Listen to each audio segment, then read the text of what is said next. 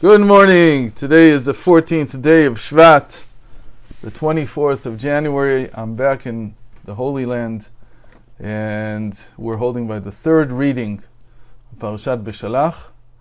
And I have to tell you, before I continue, they didn't pay me, they're not sponsoring, but if you're ever flying to Israel, take El Al. First of all, the quality of service has really improved over the years, and they actually don't bother you so much. It's not like being in Israel yet. It's somewhere in between. But the main thing is that the direct flights are just amazing. They're very, a lot easier than the indirect. I guess I'm getting older because I prefer not to move than to move. I used to prefer to have a short stop in England or anywhere else in Europe. But now it's just, and on the way back, it's unbelievable. From New York to Israel is less than 9 hours now. Every time I've come back with El Al direct, less than 9 hours is like, you don't even feel it. Anyway, so let's get down to business here. In the fourth reading, we're in the fourth reading, I said third before, but we're in the fourth reading. We find a one and only unique instance of the word to sweeten, that something is being sweetened. And specifically, the episode is the episode with the waters in a place called Mara. Mara literally means bitter. So there were bitter waters there, and they couldn't drink from them. So God told Moses to throw a stick into the water.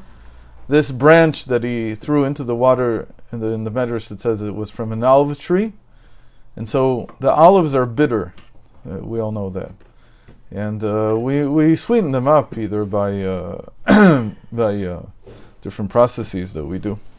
But the point is that by throwing the branch into the water is sweetened. And that's where we get the notion of that in the fourth reading we have this verb sweeten. The waters were sweetened. And this is the only time that it appears. Sweeten. The very only time that the verb to sweeten appears. And so we would say that the submission is the plagues that submitted Egypt. The separation is what happened in at the Red Sea, that they were separated from the Egyptians.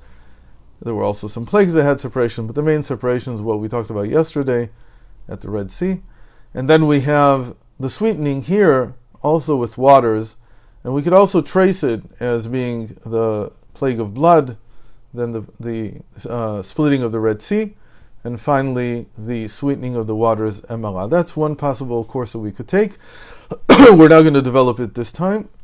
What we're going to look at is why is it that this is called sweetening regarding healing, and it ends this story of of Moses throwing the branch into the waters and the water sweetening. It ends with the verse that says, "I am Havaya, your healer," meaning not only have I taken you out of Egypt, as long as you keep my commandments and follow all my laws, all the disease that I put in Egypt, I will not put upon you, for I am Havaya, your healer. So the sweetening is related to healing.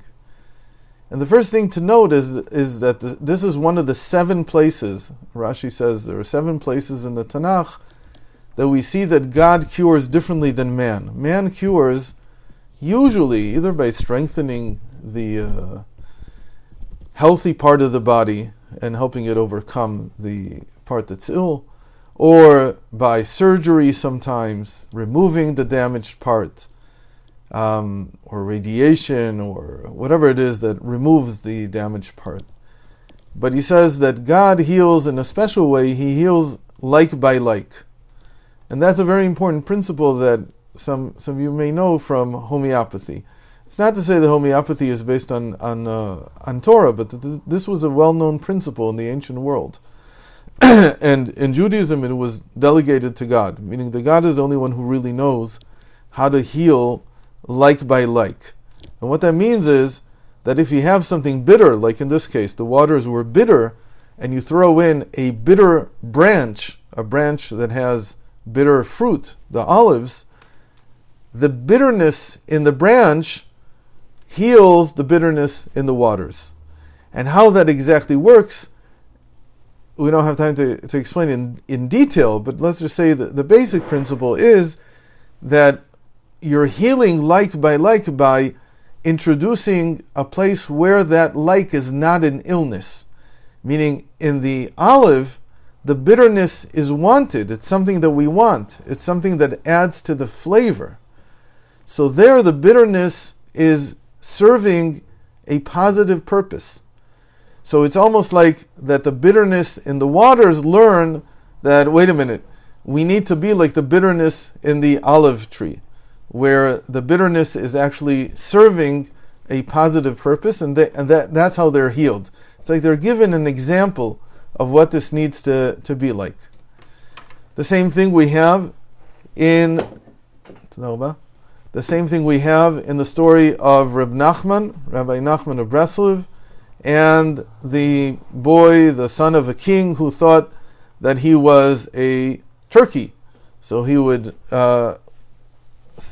hang out under the table, pecking at crumbs that would fall down, and nobody could heal him until the wise man came, and he goes under the table and he undresses and he acts like a turkey too. And they get to talking, in turkey talk I guess, but they're talking. And he says to the son of the king, a turkey, after a while, when he trusts him already, he's also a turkey. So he says turkeys don't always sit naked under the table. Sometimes they go to peck on top of the table. So to get there, they have to sit on chairs, so they sit on chairs for a while. And then he tells them not all turkeys are naked, some of them actually have clothing, and he gets them to wear clothing. And slowly he brings them back, the whole idea being that the wise man can appreciate the role of turkeyness inside a person in a rectified way.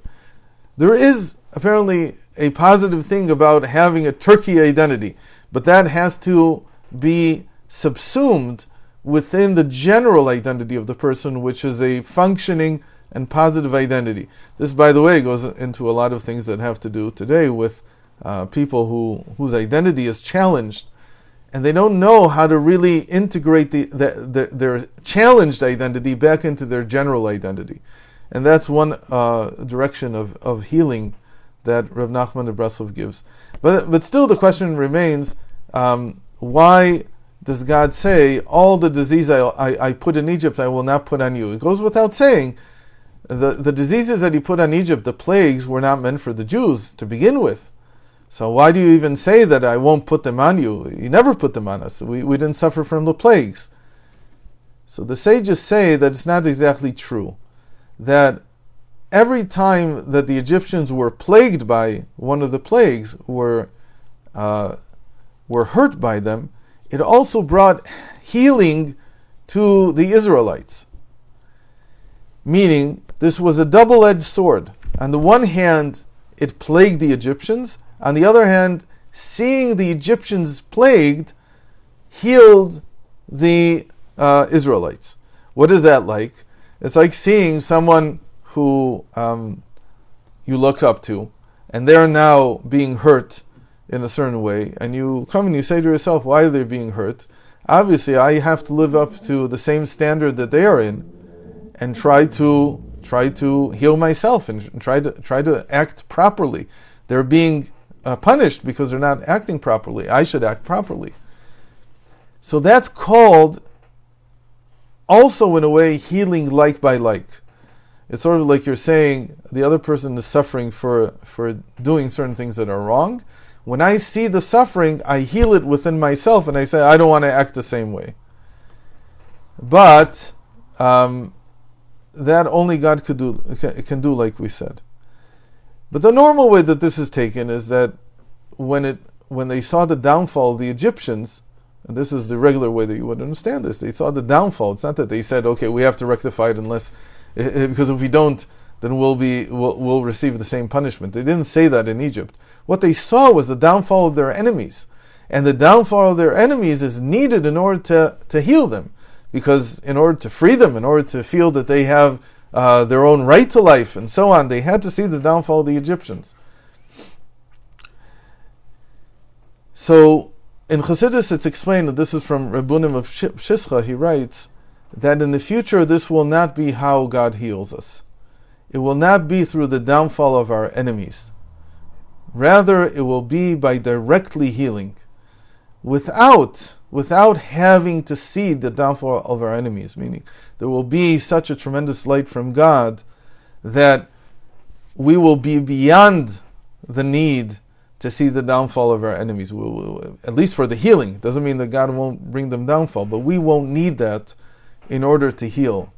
And that is a different type of healing than the type of healing that we know today. And let me just read the end here. A complete sweetening is the messianic destiny, which the Zohar describes as transforming darkness into light and the bitter taste into sweetness. This state is allegorically described by the prophet as waters that will emerge from the Temple Mount and sweeten the bad and bitter waters. This is from Ezekiel 47:8. Meaning that the waters will emerge, will themselves already sweeten. You won't need to see the downfall of the enemies. There will be such a great light, such a great sweetness coming out of the temple itself, out of the Torah itself, that nothing else will be needed. Thanks for joining. Hope to see you again tomorrow. Rabbi Moshe, we have a question here. Sure. This is Charuv, yeah. What do you call it in English? A carob. Okay. How we can use it? Could you tell us? What do you mean? You open it and you eat the inside. It's very sweet inside. Okay, but this is very, very hard. You break it. You break it in two. Just break it. Okay. No putting in the water or No. You don't need to. Maybe you could. I don't know. I don't know of that way of eating it. I just always break it and you chew it. It's very good on the inside. Okay. And the beracha is higher. Boy prietz, yes. It's a fruit. Is higher. Okay. So thank you so much.